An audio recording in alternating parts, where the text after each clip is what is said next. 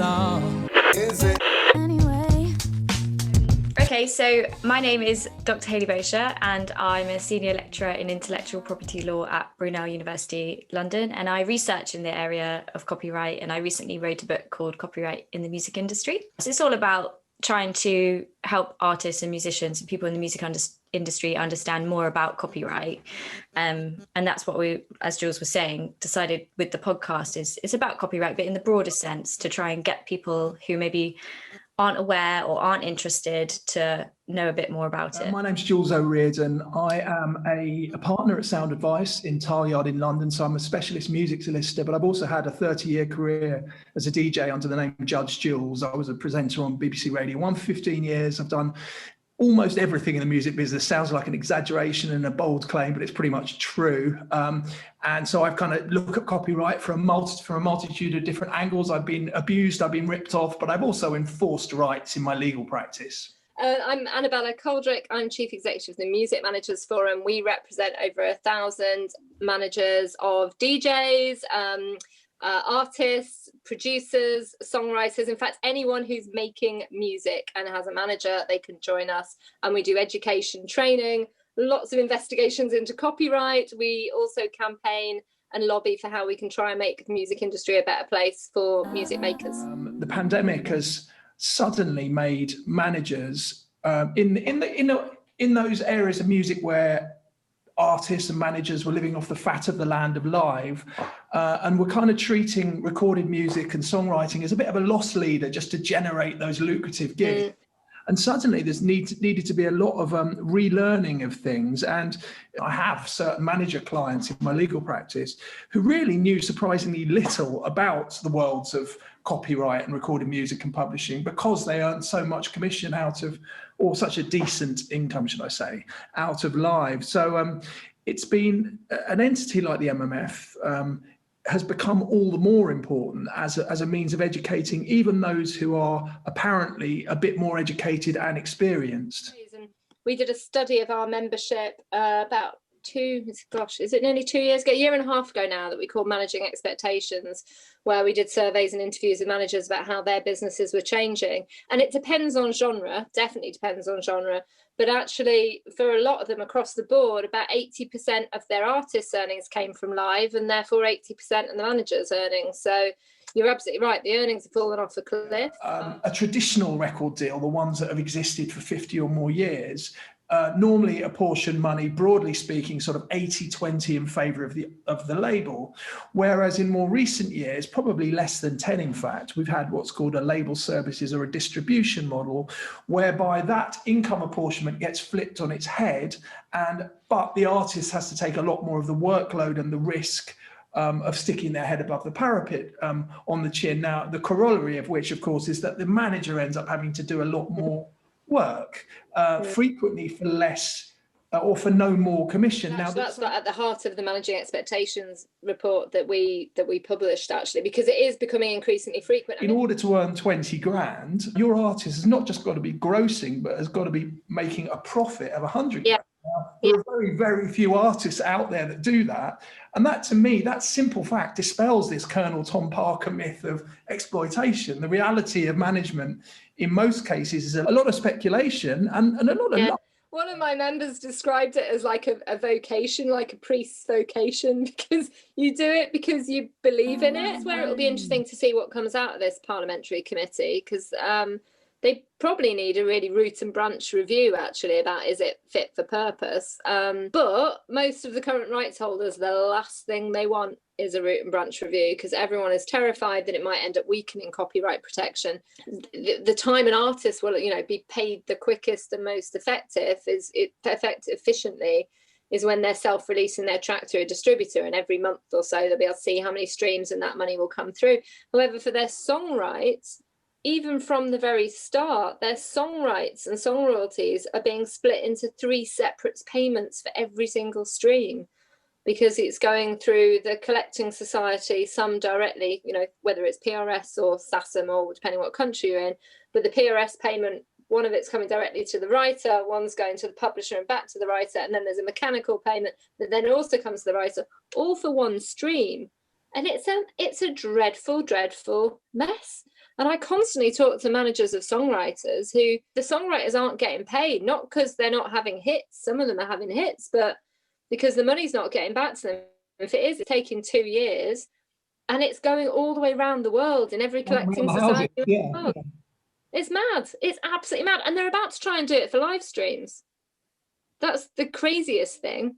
So we're in a pandemic. The only way artists are starting to, or been able to earn anything, some of them is through ticketed live streams. And they're now proposing that everywhere the ticket is bought, the money goes to the local society. I mean, chances of the writer getting the money back at the end of it. The problem is when we try to apply analog copyright to the digital world, often what happens is we use a lot of metaphors, and we're like, an email is kind of like post, and so that we can like try and cognitively understand like how to regulate something. And the problem is, obviously, email is not post, and stream is not a sale, it's a stream. Whether you can say it's a bit like rental, but it's not really like rental. In a way, you kind of have two sets of facts. Then you have like the real technical facts of like literally how a stream works like on the internet, and then you have the perception of a stream that like well, whatever, the person hears it, they should pay for it, you can call it the internal and external perspective.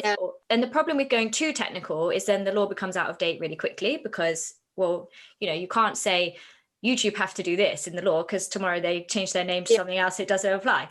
So it can't be too technical. But then you have to be careful you can't go too far the other way, because people would say, well, if I go to a museum and I view a piece of art, I don't pay to see with my eyes, so do I pay to hear with my ears? And gets all very kind of meta. Yeah, exactly, literally.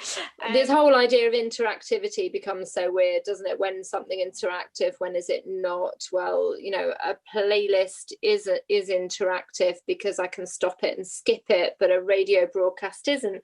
But actually, an awful lot of us now listen to radio broadcasts on our phone, and we can pause stuff.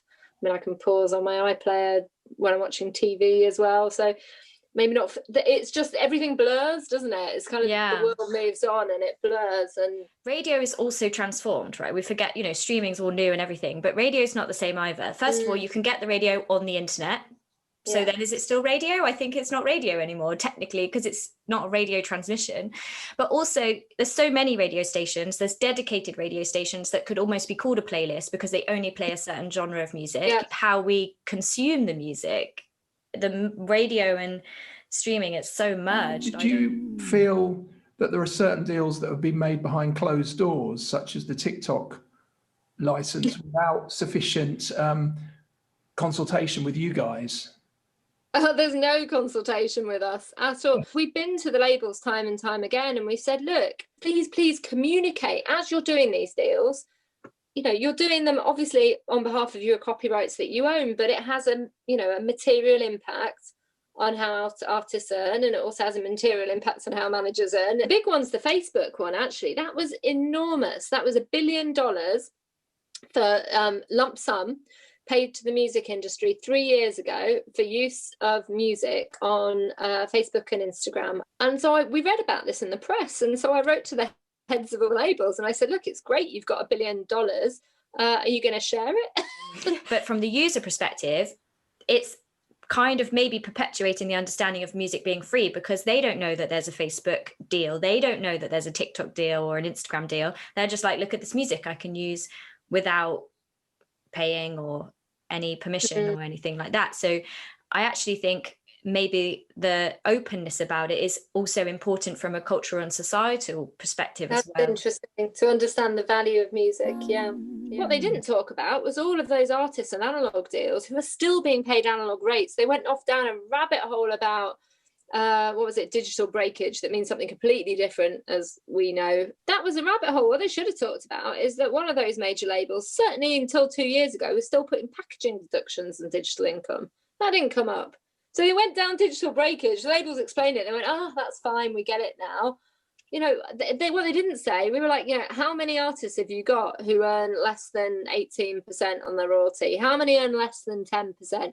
How many are recouped? How many debts are you still carrying forward from 20, 30 years ago? Those should have been the questions. Do you not feel that You sign an 18-year-old to a very unfair contract that might last 20 years of their life. Is it not okay for that contract to ever, have any ability in law to challenge or modernize those practices? Questions. It was so frustrating. It was like, just answer the question, for crying out loud. But you sound like Julian Knight. Literally, I was like, go on, Julian. Like, he was like, this is a parliamentary committee and you will answer my question. But they didn't. They were so evasive, and they kept saying, oh, it's because of competition, rah, rah. It's like, it was a yes or no. Did, the question about, did your artist get paid less because of the Spotify deal? The answer was, we've taken less money on a rev share, but we've grown the pie overall. So everyone's earned more in total whilst getting it was so easy to answer without saying anything confidential, and they just went, can't tell you anything, competition law. But I was sort of hoping it would actually push the industry into we should be able to resolve some of these issues as an industry. We should be talking to each other. I just think it's really disappointing that there can't actually be a collective conversation about how we could improve practices for everyone. The best thing that government could do is actually probably force the industry to sit around a table and try and negotiate some of these things. Come back and join us for instalment 2, and hopefully the fruits of your good toil have borne some degree of kind of fruition.